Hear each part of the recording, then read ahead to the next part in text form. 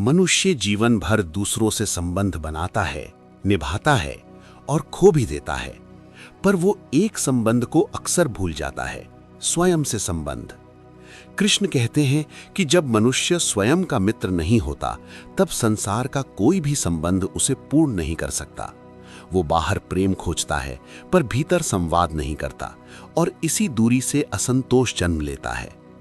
कृष्ण कहते हैं कि मनुष्य स्वयं से कठोर व्यवहार करता है। वो अपनी गलतियों को क्षमा नहीं करता, अपनी कमियों को बार बार दोहराकर स्वयं को दोषी ठहराता है।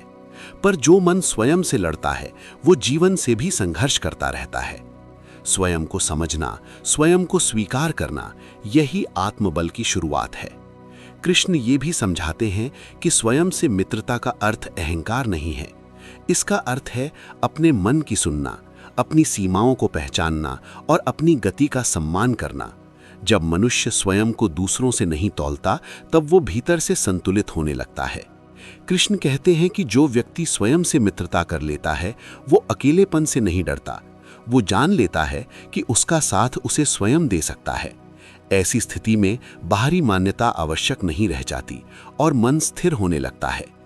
अंत में कृष्ण कहते हैं कि जब मनुष्य स्वयं के साथ शांत हो जाता है, तब उसका व्यवहार दूसरों के प्रति भी करुणामय हो जाता है, क्योंकि जो व्यक्ति स्वयं को समझता है, वही दूसरों को समझ सकता है।